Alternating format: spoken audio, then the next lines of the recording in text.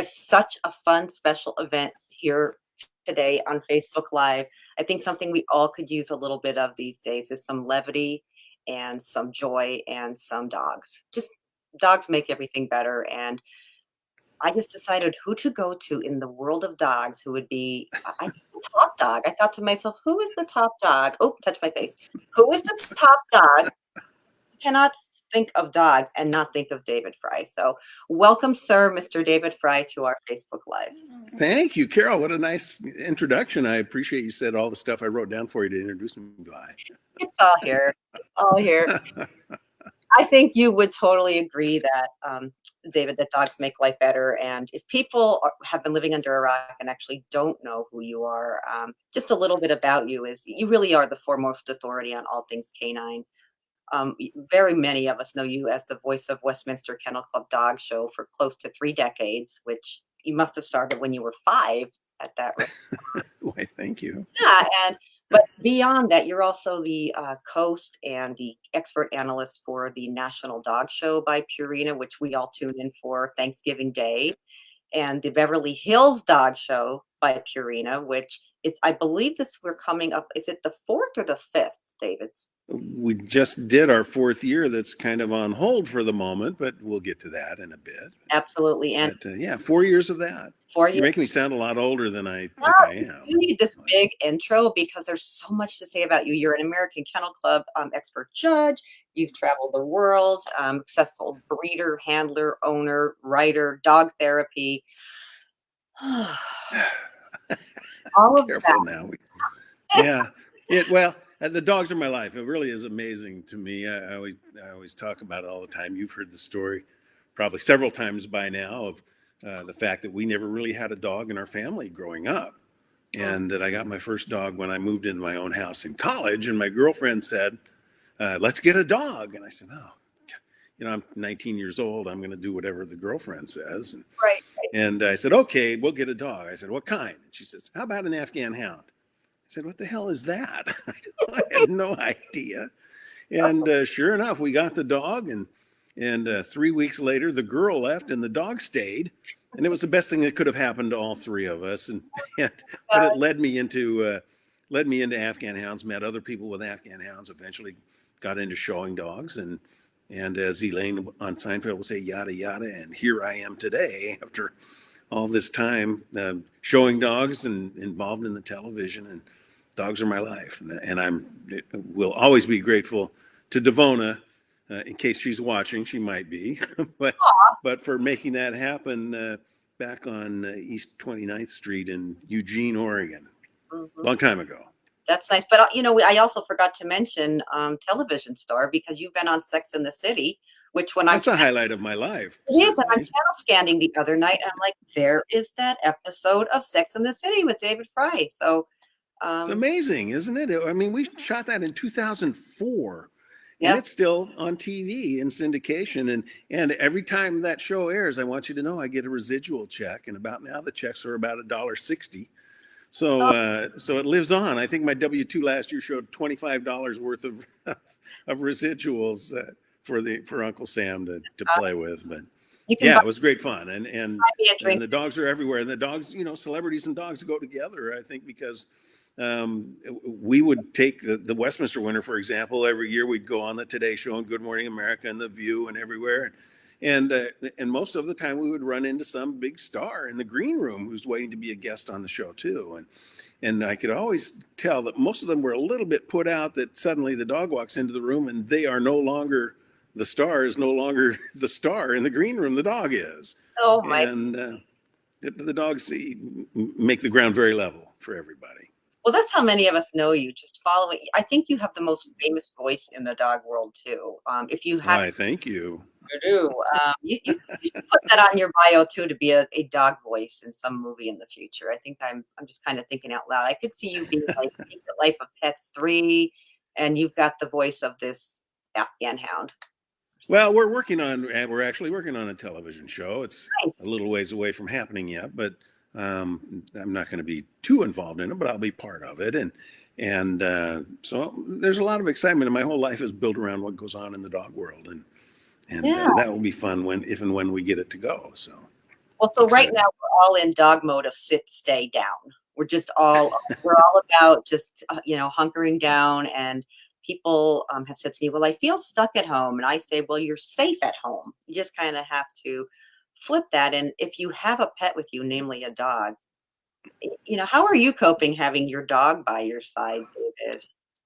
Well, it's nice to have somebody to talk to, and my wife's spending a lot of time at home now too. She's working from home, but she works in a hospital, and when things eventually get exciting at the hospital, she's going to be right back on the front lines. She's one of these people that runs toward the gunfire, and she'll be in the middle of it. And I'm sure that will affect us all, and will make our life a little different at home. But we will always have our dogs with us to help, be part of what we do and have somebody to talk to and share our lives with. Sherry runs with Grace just about every day, depending on the weather here in Cannon Beach, Oregon, which can be a little suspect this time of year. But Right. we've actually closed down the town in Cannon Beach. There's signs out that says Cannon Beach is closed because of COVID-19, and it's a ghost town. But the people who live here, I mean, we're a tourist town, but the people who live here are working together to keep things going, and it's an amazing time for us all. It is. I've heard from many writer friends who they say that they've run out of words, and I can relate to this. They're speechless. It's more a matter of just, are we really living through this time? And I do. I rely heavily more on friends like yourself, our loved ones, and our dogs. And you Well, know, absolutely, and I think all the friends that I've had that I've made through the dogs are the first people to check in with me, and they check in not only with me but also with the dogs. But I kind of laugh because they acknowledge that I'm in the quote vulnerable demographic, and they call and talk to me without really saying that's why they're calling. They just call to catch up, they say, but I know it's because they're concerned about my health and well-being. And yeah, I am in that age group, and we're very careful about the things we do. But I think a lot of people are very careful, and it still ends up affecting them. So my thoughts and prayers, and our thoughts and prayers, are going out to all of our friends and everybody everywhere that do what you're told. Stay home, wash absolutely. your hands, hug your Yes. dog, Yes. and know that we can get through this. We have folks joining us. I know Colleen Keough is here. She's out there on the West Coast. She's got her dog Gotham, who is one of the most winning black cocker spaniels on the planet. And if she ever doesn't want Gotham, she can mail him to you. Got a home there. All right. Him off her Good. paw. We've got Very people coming. nice. Paul Taranchi was at the Beverly Hills Dog Show this year, as a matter of fact, and she had her Cocker Spaniel, Brooke.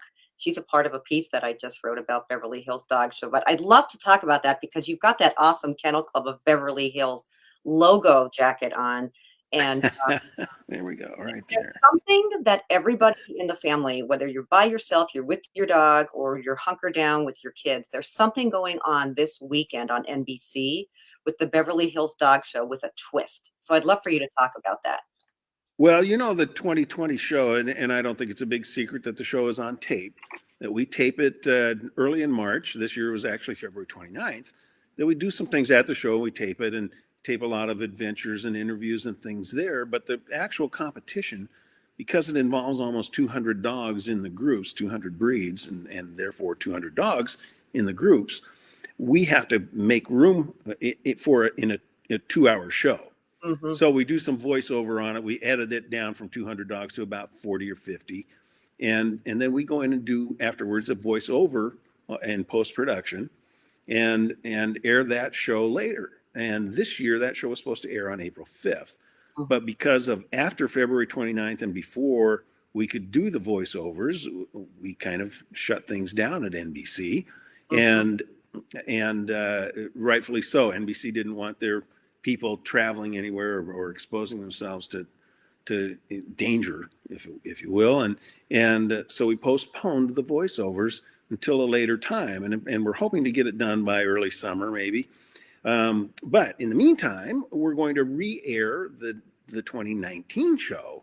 So it's sort of like Groundhog Day. You're going to see the dog show that you've already seen. We were trying to see if Bill Murray might be available to help host it with us, and but you're going to see that, and it's a fun show, great dogs, great dog show. And we have a whole new audience at home, dog show people who are Mhm. normally off at dog shows on Saturdays and Sundays. This time on Sunday, April 5th, they'll get to be home and watch the show and see some of their friends and competitors, maybe even see themselves on the show. So we Yeah. hope they'll tune in So on when, NBC. yeah, when It's, is that? It's this it's on Sunday. NBC this Sunday, April 5th. Okay. It airs at 9:30 Pacific time, and then adjusted across the time zones, and same everywhere. It's at 12:30 till 2:30 in the Eastern time zone, and everywhere in between that people are accustomed to checking your local listings, as we say. So if you're in the West, you watch at 9:30. If you're in the East, you can watch us at 12:30 and at 10:30 or 11:30 in Central and Mountain times. Awesome. I just put that on our chat window too, so everybody has it. And my thing, Good. I've been to Beverly Hills Dog Show, sponsored by Purina, and it is really different. I had so much fun there. That's a fun show. I know it's a bench show. You can touch the dogs and meet the dogs, but can you talk about what makes it so different other than your presence and John and Mary? But what makes it so different, the Beverly Hills Dog Show? Well, I think the whole idea of us being in Beverly Hills is to take advantage of the red carpet mentality in Beverly Hills with stars and stuff. Only we like to say the stars have four legs at Beverly Hills, but we do bring in a lot of celebrities from around Beverly Hills, from the TV and movie world that come and bring their own. Some of them bring their own dogs, but they come and bring their families, and they're entertained by what's going on. So we have a great time with everybody who shows up, and it's great fun. But Shaun White was there, the Olympic star. He was a big star for at the dog show. People loved him, and people love again the stars like being a part of it, even though they're not quite the number one star going on. But you know, Bo Derek is there. Mario Lopez was there last year, and they love coming on. Mario Lopez's kids had on French Bulldog T-shirts, and we're talking about finding the cutest dogs there. So it's great fun. But we, the Triple Crown winning jockeys Victor Espinosa and Mike Smith were there as well, and you'll get to see them on television. But you know, they're athletic. We handed them a dog, and it looks like they could run in the ring and show the dog, just like they can run the horses around the track.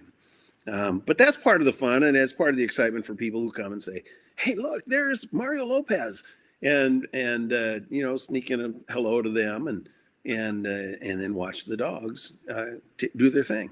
So will we see beyond the dogs? Will we see these human celebrities on Sunday when folks tune into? And Yes, you will. We have a green room. They come and wander around uh, and say hi to people and do interviews and get their pictures taken. And so it's a fun time for them as well.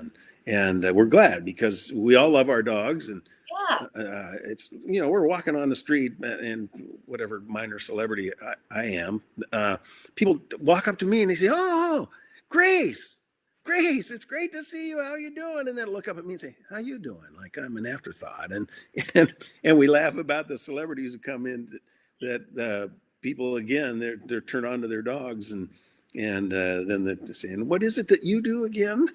How many gold medals have you won in the Olympics? How many Triple Crown events have you won on horseback?" but And you can attest. it brings us all down to the same world. Yeah, these dogs, even though I've had a lot of questions of they're in the show ring, are they happy when they're not showing? And that's a common question I'm sure that you get is, these dogs, they're prancing and they're showing and the judges are touching them and they're looking in their mouth and they're feeling their line. And what are these dogs doing outside? So I covered that on my blog, but I'd love for somebody that's on the front lines like you. Are these dogs having fun outside of the show ring? When I first started doing Westminster on television in 1990, the Mhm. great Chet Collier says, you have to remember that the people who are watching this show have probably 98% of them have never been to a dog show and will never go to a dog show. They want to hear stories about their dog that can compare with what they go through with their dog. Real dogs, real people. We just dress them up a little bit, so to speak, and bring them to dog shows on the weekends. But the dogs love being with their people, even if it's at a dog show. Not every dog totally loves being at a dog show, but they'll get through it for their people. And the people are having fun with their dog. If it's not fun for the dog, it's not going to be fun for the people either, and they'll find they'll find something else for that dog to do at home, whether it's, bark at the toll booth operator or guard your home from the postman or the UPS guy. And, or, they don't get to do all the things that they used to do. Hopefully we've got the exterminators that can take care of the rats that the terriers used to get out of our kitchens and our homes and farms. And so, but they are real dogs with real people that, 5 days of the week, they are sitting on our couches and stealing food off our counters and shedding on our black clothes and maybe even drinking out of a toilet once in a while. They are real dogs, just like your dogs at home. And I love what you say. What the best dog? The best dog is the one sitting right next to you. Am I paraphrasing? Yes, you are paraphrasing correctly. That's good. I say the real best in show dog is the one that's sitting next to you at the couch on the couch. So watch our show, cheer for the dogs you like, and see who wins best in show. But at the very end, reach over and tell your dog, "Hey, Grace, you're the real best in show dog. Here's a hug for you now." And What I've always loved that you do, David, and it's not just me as fangirly, is that you tell us about these breeds. You tell us what they do and their fun facts and what they're bred for, but funny stories. And I know you had someone at the show this year in Beverly Hills who had a 17-year-old, was it a French bulldog? Am I? French bulldog was celebrating her 17th birthday, Mhm. and she was still doing dog shows, and you would never know she was 17. And the dog was having a great time, but we had a birthday party for her and everything. So it was great fun for everybody who's shown with this guy and shown with this dog for 17 years. So that's part of the fun of being there, is that you can celebrate the family events, whether it's for the dog or the handler or other people that are there, that they are part of your family. I've got some of my closest friends through the years have come from my world of dogs, and it's just made my world such a great place. I really am happy about that. Yeah, dogs are everything, and I'm just glad you give them a voice. We need more of that in this world. Well, So, we try to one of the things that you talked about. I want to get back to that. We talked about what these dogs were originally bred to do, what their history is, so mhm, that people at home can relate to that, so that they know. Well, here's why this dog is running around and active. Here's why the border collie is so active, because that's what he does all day long: is mhm. herd sheep, run through the fields. Um, so that's why he's going to be just that same kind of personality in your home. And if you live in an apartment, you better consider that. If you're thinking about a border collie, it might not be the right dog for you in an apartment. If you got some room to run and the dogs can run as part of their heritage, maybe that's great. But get a dog, get a sporting dog. If you're a runner, if you run every day, get a sporting dog. Grace runs with my wife every day, and that's great fun. But if you're going to be the kind of person that sits at home and watches TV every night, maybe a sporting dog or herding dog or one of those dogs that need to run might not be the right dog for you. Get a dog that likes to sit on your lap and sit next to you on the couch and wait for the treats to fall off on the floor somewhere.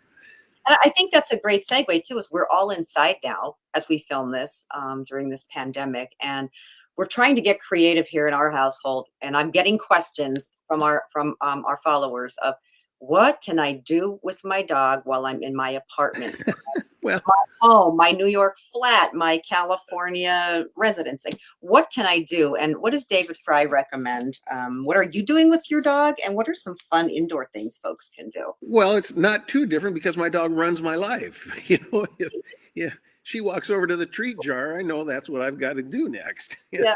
If she runs to the door, I said, "Okay, let's go for a walk or go for a run or do something or here's let's work on some tricks. We can still do some tricks, and we have enough room to practice some tricks in here. Maybe can't do full on agility practice, but we can do some things that the dog is having fun for, and you have that as an excuse to give them a treat and make things happen for them. But basically, it's the same thing with me, and it probably is with everybody who's watching. Is that, oh, I touched my face. Sorry, I should know better. But it's basically the same thing that you do all the time. My dog is part of my life and goes everywhere with me. And if Mhm. she runs and jumps in the back of the car when we go off to run errands, she's still doing that now. And just the chance to be together. I say all the time, people say to me, Joe Garagiola once asked me on TV, he says, wouldn't it be great? We had a picture of a dog's face on TV in competition. He says, God, what do you think he's thinking? He said, wouldn't it be great if dogs could talk? And I said, no. It wouldn't be for a lot of reasons. No. But mostly, I know what they would say. My dog would say, me too, because they want to be with me and they want to be doing whatever I'm doing, wherever I'm doing it. So I think if we sort of start at that point with your dogs at home in this time, just make sure that they're always considered in anything you do and say, come on, let's go. Even if it's just move to the other room. Hmm. Grace sitting next to me on the couch when I'm watching TV in the front room. She comes back and sits on the couch in my office when I'm in my office. So she just wants to be there. She comes and gets me in the middle of the night.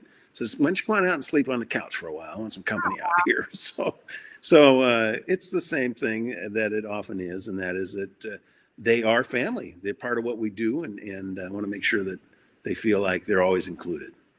Well, we got clever here, and I'm not for towels, but we decided with my Cocker Spaniel to learn agility a little bit. We're doing the weave poles using paper towels, and let me tell you, when Bounty comes calling, I think they've got their next spokes dog because he's killing it. He's killing That's it. great. Well, see, I think there's some endorsement opportunity there for you. Make sure that they get to see that. Exactly. Now, I have a nice paper towel supply in stock, and might as well use them Yeah, for good. something. Is Dexter in SAG and AFTRA? Is he in the union? He's ready He's to go. agent. You call have your people call his people. He's All right, good. And you, as his agent, of course, be sure to take your portion of that. Yeah, someone just says in our group, Fulvia Bartoli, that it's important to realize that if a dog's in an apartment and can't go out, they don't understand why their routine has changed. And I think you probably could speak to that, being a New York City resident for so long. But how about these folks who don't have a lot of space, David? What can they do to keep the dogs and our own personality and well-being, just our spirits up? Well, I think we have a ball. We have one of these rubber balls that has a hole in it that you stuff little treats in, little, Yes. and they push it around the front room. I mean, that'll occupy her for an hour. Mhm. Trying to get the ball to roll so the treats drop out of the holes in the ball. It could be something that simple. Sherry used to put treats like that inside a plastic quart empty soda bottle, Yes. and that was a lot of fun. It's quite noisy though with that plastic, Hey, but the don't. dogs can see it. That was sort of the forerunner of these balls. I think Kong makes things like that, and if they're not one of your sponsors, they probably should be with that mention. So. Um, Dogs are easily entertained. If you're laughing and having fun with them, then they're laughing and having fun too. And I Absolutely. think that's what we want to make sure that they know that if Yeah. they that my dogs are spoiled. If they tell me I need a treat, they get a treat. Mm, And if they tell me I'm ready to go outside, we'll go outside. mhm. And sometimes it's my schedule, but most of the time it's theirs. Yeah. Well, I'm adding a few of those too. I'm writing an article right now from my blog, 100 things to do with your dog if you're stuck inside. And you just gave me 97, 98, 99. Well, I have to tell you, the American Kennel Club has come out with a list of things for you to be able to Oh, do with your good. dog too. So, yeah, we can turn to all of our resources online, like you and the American Kennel Club, and some of the other places that talk about dogs. And geez, we've got dogs that are superstars and influencers and stuff on Twitter and online, and you can always get some ideas from them as well. And I think that's great. I think we had Doug the Pug this year I at know. the Beverly Hills Dog Show. Yeah, that one I missed. I'm fangirly. I'm a Frei-natic, but I'm also a Doug-natic.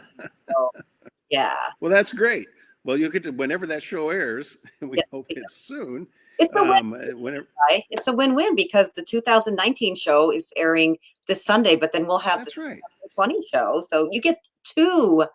It's a one Yeah, buy one get if you missed it last year, that's right. It's just like I say, just like Groundhog Day. You'll get to see it again, and we'll keep bringing you dog shows as long as we can.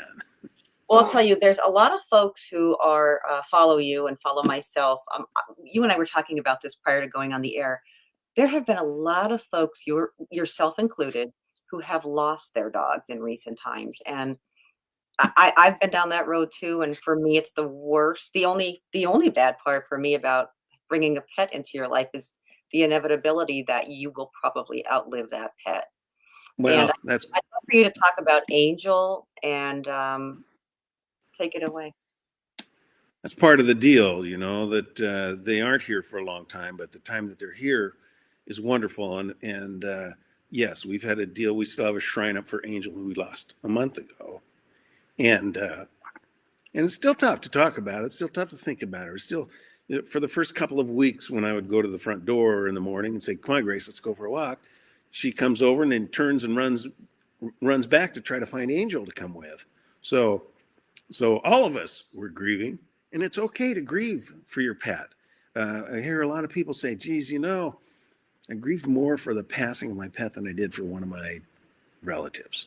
And you know what? You're probably with your pet more than you are with some of your relatives or close friends, and it's okay to grieve. If you need help with that, a lot of local shelters have grieving classes for pet loss. My friend Michelle Pick is an expert on it at the university at Rowan University in New Jersey, and contact people like that either online or give them a call. They'd welcome your phone calls or welcome any questions that you might have. But it's okay to grieve them. Then it's also okay to go out and get the next one. And I tell people, don't think that you're getting a dog to replace Mhm. the other one. You're just getting another dog to carry on. And I know that eventually we'll have a dog to carry on for Angel and do some of the same things that she did. And um, it's part of the deal. It's tough. Yeah. It's tough. But the great things that they brought us in their time here, I think, is something very special. And it helps make our world. I feel like dogs are angels on earth. I really, for me, whatever your belief system, I feel like dogs are angels on earth, and, I'm so glad you opened your heart to us. I mean, that makes you all more real, David Frei, to, um, to sharing her. And Angel was a Cavalier King Charles, correct? She was almost 13. She, of course, is the namesake of my Angel on a Leash charity. Angel on a Leash already existed in my book. There you go. Thank you for the blatant plug. It was a shameless plug. Um, but the breeder who gave her to me named her and themed a whole litter. It was a litter of 3 dogs, but gave them all Angel names. Angel was Angel Eyes, but she has a brother named Johnny Angel and a Oh, sister named I'm No Angel. So, and then Patty Cannon, the breeder, gave Angel to us, and Angel got very involved with therapy dog work with the charity and helped get us into a lot of places where there'd never been dogs before. But Angel and Grace and my 2 Brittany's before, Ty and Belle, were the first dogs ever allowed in Sloan Kettering Cancer Center, for example, in New York City, where they have a thriving therapy dog program now. But at the time, they just let us in a pilot program in the women's health floor, and said we'll try this for 60 days and see if it works, and it did. And now we're on every floor in Sloan Kettering except for one. The first dogs ever at Ronald McDonald House in New York City. The first dogs ever at a number of other places in New York and around the country. I think a number of programs took some inspiration from that. So Angel on a Leash, even though I left New York, lives on in the person of Steve Kramer and his wife Donna, who have kind of expanded on what we did with Angel on a Leash there in Pennsylvania, and are doing great things in a lot of places. And it's a wonderful way for you to get your dog out and help some people that are in need, no matter what it is, whether it's something physical or mental or just day-to-day stuff. Get your and dogs. absolutely. Looking at the beautiful photo that you have behind you, I think that's such a good reminder to people that we have some downtime. If anybody, I'm going to date myself here, clearly not a millennial. I remember taking a real photograph with a real camera and waiting to get your prints back. And so, my big thing that I'm telling my dog loving fans is start a memory book for your dog past and present and get order some prints from some of these services online and start a memory book, journal about it. I really think that our dogs would want us to be okay, and what would my dog want me to do? And dogs are so in the moment, David. I Yeah.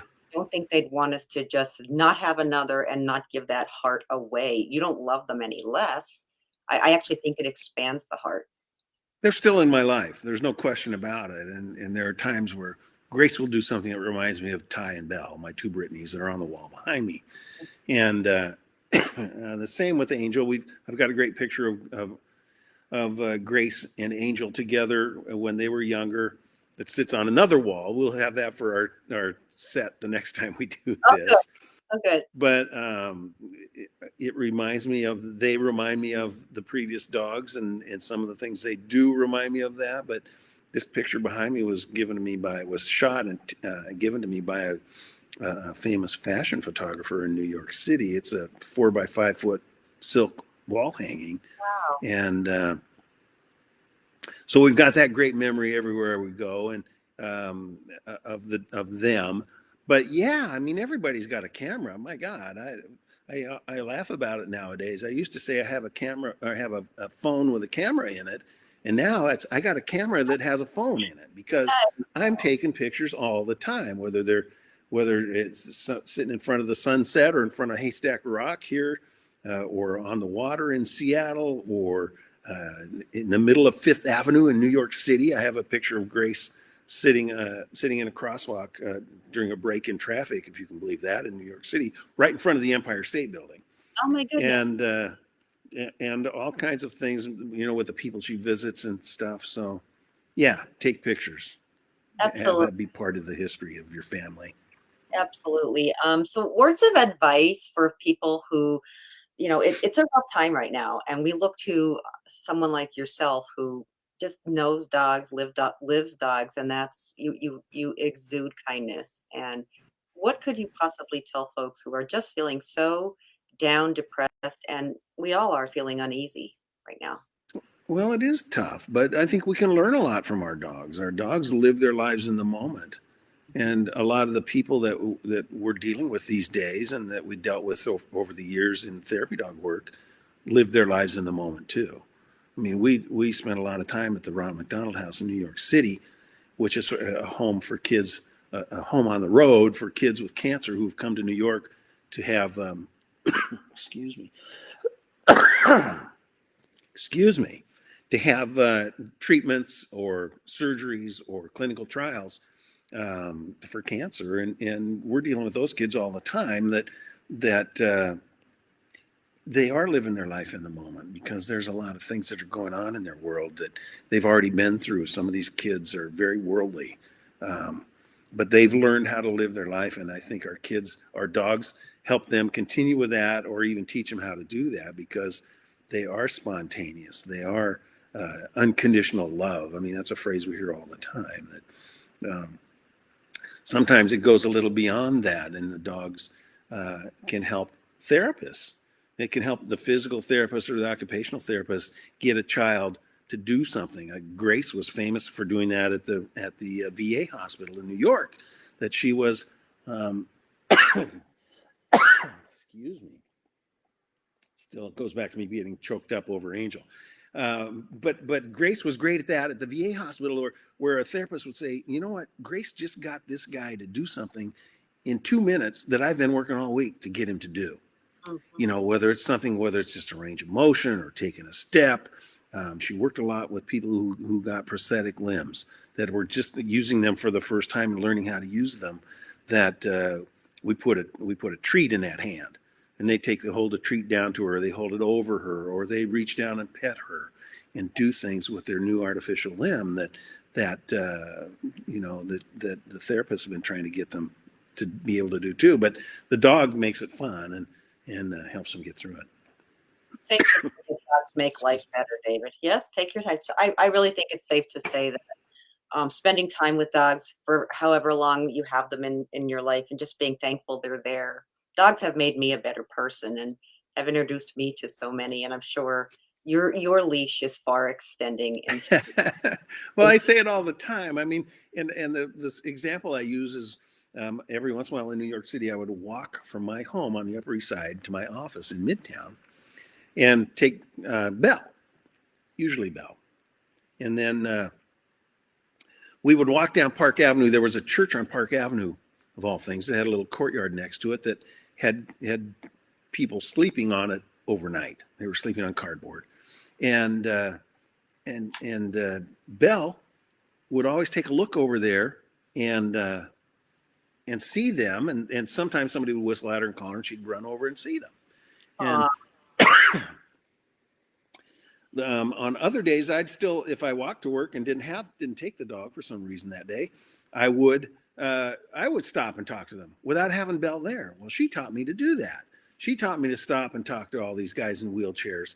That when I had her with me, it was a great entree with them. But when she wasn't with me, it makes me stop. It makes me do things that maybe I wouldn't have done. Maybe I would have thought myself to be too busy or in too much of a hurry to get there.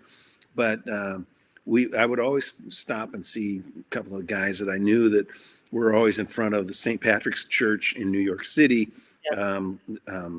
looking for handouts and donations, but I would stop and talk to them, and I think it helped make their life a little better, and not just me, but the idea that somebody would stop and talk to them. And I always remember the time that my friend Robert, who was in a wheelchair that we always saw at St. Patrick, one time after Westminster, we did a thing at Saks Fifth Avenue, which was right across the street from St. Patrick, if you know New York, and we're doing it with Robert, the Springer Spaniel that won Best in Show the year before Uno in 2007, and we were doing something out on the sidewalk, looking at their windows that they had decorated a la Westminster for the celebration of Westminster. And I'm standing there with all these guys in suits, and this guy, my boy, excuse me, my buddy Robert rolls up in his wheelchair, says, "What are you guys doing?" And I said, "Robert," I said, "how are you doing?" I said, "It's great to have you here with us." And all these guys in suits look at me like you just invited some street guy to come in on our celebration and our little press event. And after a while, I think those guys got it. Mm-hmm. And I think maybe that helped them to learn to deal with the rest of the world outside of your own world. And while it was great to have a wonderful event at Saks, it was great to see the Saks people come to understand what it is that we do in our world every day with our dogs. Yeah. And so Totally. anyway, my dogs taught me so much, and taught me patience, and taught me to respond to people no matter what the situation is. And I think we're going to continue to see that in our world, and maybe especially right now. I definitely believe that dogs make everything better. So two things. We're giving away to anyone who was here today. We're going to do a random draw later tonight. David's book, which I highly recommend if you don't have it, On a Leash: Therapy Dogs and the Lives They Touch, from David Frei. It's such a great read. It's one of those curl up with your favorite adult beverage or not. And if you love really good stories, well told, that David signing a copy. And then because I want to grow up and be like you, I wrote a book, but mine's completely about pet blogging. So for people who are sitting in their home and they don't know what to do, they want to learn more about social media or anything like that, Pet Blogging for Love and Money, we'll give those away later and send those out. Well, as the world should know, if it doesn't already, you are president of the Dog Writers Association of America now, and well deserved. You've been a great leader for the club, for the organization, and I've been involved with them for many years. And you are a great example of what we can do to share our dogs with people by writing about it, by blogging about it, by writing a book about it. And I think you've been a great example for that, and have given people a reason to reach over and hug their dog a little more often. Making me cry now, David. So let's stop that right there. Well, thank you for what you do. Okay. Thank you so much. As a Hall of Famer for the Dog Writers Association, I take that compliment with great pride. So thank you. I was honored to become a part of that. And well, I'm sure you're headed for that someday too, with the things you've already done in our world. It's just a matter of time. They don't put me in timeout first. I don't know. Walking the boat over there. We'll see if they put me in timeout or celebrate my accomplishments. I'm sure it'll be a celebration, and I'll make sure that I come to that one. Well, I would love to remind people what they can do this Sunday on NBC for the Beverly Hills Dog Show. If you could just give them a reminder of when to tune in and what it's all about. This Sunday, April 5th, we're doing a rebroadcast of the 2019 Beverly Hills Dog Show presented by Purina on NBC.